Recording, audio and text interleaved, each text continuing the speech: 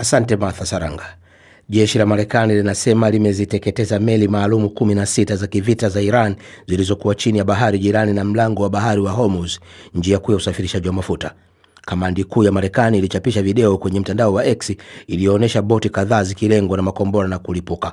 Hatua hiyo imekuja baada ya Rais Trump kuionya Iran dhidi ya kuweka meli kwenye njia ya maji, akisema madhara ya kijeshi kwa Iran yatakuwa katika kiwango ambacho hakijawahi kuonekana. Taarifa za muda mfupi uliopita zinasema ving'ora vya mashambulizi ya anga vimesikika kote Israel baada ya wimbi jipya la mashambulizi ya Iran yaliyofafanuliwa na shirika la utangazaji la serikali ya Iran IRIB kuwa mazito zaidi tangu vita hivyo kuanza. Israel inasema ulinzi wake wa anga ulizuia makombora kuelekea nchini humo.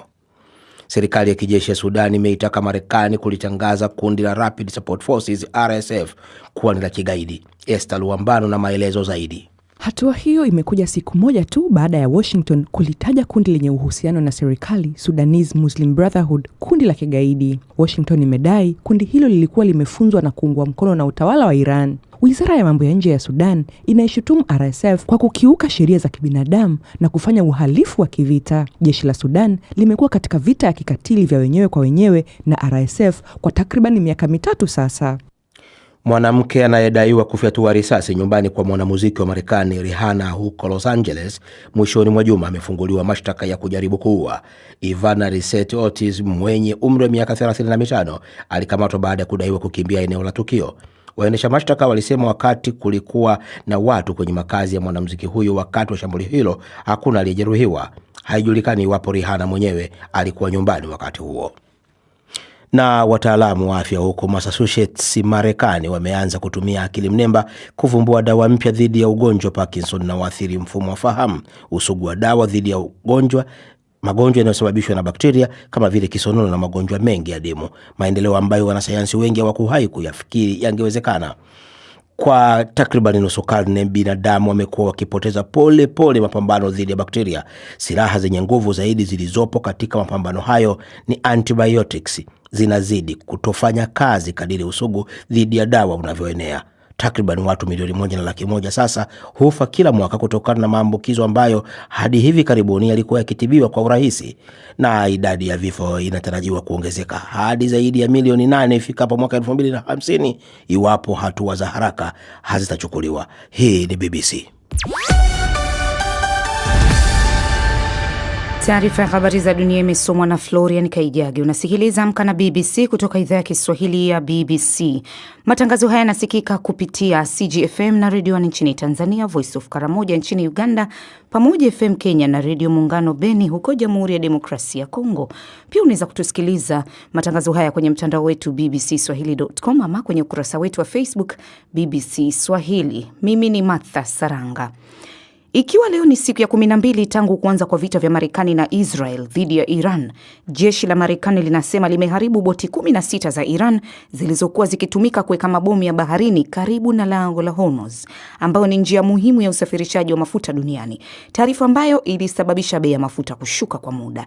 Esther Luambano na taarifa zaidi. Makao makuu ya jeshi la Marekani ilichapisha video kwenye mtandao wa X ikionyesha boti kadhaa zikilengwa na makombora na kulipuka. Rais wa Marekani Donald Trump amesema jeshi la Marekani limeharibu boti zaidi ya 10 za Iran zilizokuwa zikitumika au kushukiwa kutumika kuweka mabomu ya baharini. Katika chapisho lake katika mtandao wa kijamii X, Trump alisema, "Nina furaha kuripoti kwamba ndani ya saa chache zilizopita tumepiga na kuharibu kabisa boti au meli 10 zisizo na shughuli zilizokuwa zikihusishwa na uwekaji wa mabomu ya baharini na nyingine zitafuata," aliandika. Awali ikulu ya Marekani, White House, ilikanusha taarifa kwamba Marekani ilikuwa inasindikiza meli za mafuta kupita kwenye mlango huo wa bahari. Kauli hiyo ilipingana na chapisho la waziri wa nishati Chris Wright kwenye mitandao ya kijamii. Chapisho hilo lilisababisha bei ya mafuta kushuka kwa muda, lakini baadaye bei hizo zilipanda tena. Kufungwa kwa njia ya Strait of Hormuz kumeathiri usafirishaji wa mafuta kutoka Ghuba ya Uajemi na kusababisha wasiwasi mkubwa katika uchumi wa dunia. Ikulu ya Marekani imesema amesema jeshi lake linaendelea kuharibu miundombinu ya utengenezaji wa makombora ya Iran. Msemaji wa ikulu Caroline Levitt alisema ndege za masafa marefu aina ya B-2 Spirit zilitumia mabomu makubwa ya kupenya ardhini kulenga vituo vilivyojengwa chini kabisa ya ardhi. Marekani inasema mashambulizi ya makombora kutoka Iran yamepungua kwa 90% ikilinganishwa na mwanzo wa mapigano. Hata hivyo, nchi kama Israel,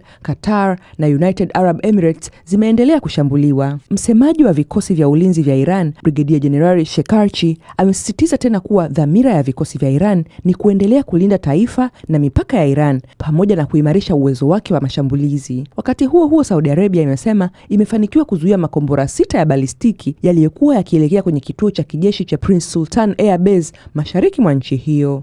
Ni taarifa yake Esther Luambano. Mfanyabiashara wa Tanzania Rostam Aziz amenunua hisa nyingi za kampuni ya habari ya Nation Media Group NMG, ambayo ni kampuni kubwa zaidi ya vyombo huru vya habari katika ukanda wa Afrika Mashariki na Kati. Hatua hii inamaliza umiliki wa miaka 66 wa kampuni hiyo uliokuwa chini ya Aga Khan Fund for Economic Development, ACFED. ACFED ilitangaza Jumanne jioni kuwa imekubali kuuza hisa zake zote katika kampuni ya NPRT Holdings Africa Limited, ambayo ndio inayomiliki 54.08% ya hisa za Nation Media Group. Hisa hizo zimenunuliwa na Taarifa Limited, kampuni inayomilikiwa na Rostam Aziz. Kwa kufanya hivyo, Aziz sasa anakuwa mmiliki mkuu wa NMG inayomiliki pia Mwananchi Communication ya Tanzania na Monitor ya Uganda. Nation Media Group ilianzishwa mwaka 1959 na Karim Aga Khan wa 4. Tangu wakati huo imekuwa na kuwa moja ya kampuni kubwa za vyombo vya habari katika kanda ya Afrika Mashariki. Hatua hii ina maana gani kwa kampuni ya Kitanzania kushika hatamu za usimamizi wa shirika la habari lenye ushawishi mkubwa zaidi nchini Kenya? Eric Edward ni katibu wa chama cha waandishi wa habari nchini Kenya. Hii ni hatua ambayo tutakuwa tunaangalia kimakini sana, maanake ukiangalia kampuni ya Nation Media Group ni kampuni ambayo ilikuwa na desturi yake. Ilikuwa na desturi ya kuangazia uhuru wa wanahabari na pia kuangalia wanahabari ama vyombo vya habari zinachangia kwa uongozi mwema na pia kuwa na jamii ambayo inaongozwa vyema. Kwa hivyo sasa sisi kama chama cha wanahabari tutakuwa tunaliangalia kimakini, tuona kwamba huyu mmiliki mpya ambaye anakuja Aziz ataendelea na ile desturi iliyowekwa na Aga Khan kule katika hiyo kampuni ya kuangalia kwamba vyombo vya habari zinaangazia maslahi ya wanahabari na sio faida. Kwa hivyo itakuwa ni jambo 66 ya uandishi wa habari unaozingatia misingi ya maadili chini ya usimamizi wa Aga Khan. Kujiondoa huku kuna maana gani kwa uhuru wa uhariri wa shirika hili kubwa zaidi la habari katika kanda ya Afrika Mashariki? So iwapo huyu mwekezaji mwenye amekuja ataangazia mambo ya faida badala ya kuangalia vile Aga Khan alikuwa anaangalia maslahi ya wananchi na kuangalia kwamba tuko na uhuru wa wanahabari na pia wanaangazia yale ambayo yanatendeka katika jamii, basi kutakuwa na tatizo. Iwapo atakuja na sema ya kwamba basi sisi tutaendelea na zile desturi na kanuni ambazo zilikuwa zimewekwa kule na maadili ambazo zilikuwa mmewekwa na Aga Khan, basi hapo tutasema ya kwamba tutakuwa na bado kama kuna mambo yataendelea vizuri. Rostam Aziz aliwahi kumiliki kampuni ya habari ya New Habari iliyofungwa rasmi mwaka 2020. Pia kwa miongo kadhaa amekuwa na ushirika wa karibu na serikali ya Tanzania na chama tawala CCM. Hii inaweka sura gani katika umiliki huu mpya wa NMG? Matarajio yetu ni ya kwamba Bwana Aziz ataendelea na yale maadili ambayo alikuwa amewekwa kule na Aga Khan. Na maadili hayo ilikuwa ni ya kwamba lazima tuangalie vyombo vya habari kama chombo muhimu sana kuangalia maslahi ya wananchi. Eric Odor, katibu wa chama cha waandishi wa habari nchini Kenya. Leo katika waridi wa BBC kutana na Fatuma Umari maarufu kama Feti One, ambaye anaendelea kuweka alama katika soka la Tanzania akiwa kocha pekee mwanamke katika ligi kuu ya soka Tanzania bara, akifundisha timu ya JKT Tanzania. Akiwa mchezaji wa zamani wa timu ya taifa ya soka ya wanawake Tanzania Twiga Stars katika nafasi ya mlinda lango, amebeba uzoefu wake wa uwanjani na kugeuza kuwa taaluma ya ukocha, akijikita katika kukuza na kuimarisha uwezo wa walinda lango. Mwandishi wa BBC Omari Mkambara amezungumza na kocha huyu akiwa kambini na timu yake JKT. Kwanza nilikuwa mchezaji miaka 15 iliyopita national team, goalkeeper namba 1 wa Tanzania, na baada ya hapo nikaamua kustaafu, kuacha kucheza na kusoma. Yes, kwa kocha wa magolikipa. Safari mpaka wewe kuja kuwa kocha wa magolikipa wa timu ya ligi kuu Tanzania bara kama JKT. Ilikuja vipi na yenyewe? Hiyo bwana, nilivyotoka kusoma nikawa nimeweka vitu vyangu ndani, nikawa naendelea kucheza. Alafu baadaye nilipokuja kuacha nikaingia moja kwa moja kufundisha timu za taifa. Nikapewa under 17 ya boys ambao tulienda nayo Mauritania kwenye mashindano. Pia nilivyorudi nikaja nikapewa under 17 ya wanawake. Pia nikaja nikapewa senior team ya wanawake. Kwa hiyo zile qualifiers zote walizoshiriki zile mimi pia nilihusika. Kwa hiyo nilivyomaliza kule sasa nikaingia jeshini. Kwa hiyo nilivyoingia jeshini mambo hayakuwa sawa kidogo, nikarudi tena mtaani. Kwa hiyo basi nikakaa tena mtaani kama wiki 2 nikapata shavu Simba Queens. Sasa nimeenda kucheza mechi ya mwisho Mwanza ya ligi kuu ya wanawake, ndio ya ubingwa tunatangazwa wa mabingwa. Baada ya kumaliza ile mechi napigiwa simu, sasa usiku tunaingia kwenye basi tunatakiwa tusafiri turudi Dar es Salaam. Napigiwa simu. Pokea simu, uko wapi? Niko Mwanza, ndo najiandaa tunarudi Dar es Salaam. Sasa bwana, sikiza hapa kuna ofa JKT. JKT wanawake wanaume. Wakaniambia wanaume. Nikamwambia huko mimi ndo nakokutaka. Kaajiriwa tena JKT, ndo nipo hapa. Napiga kazi.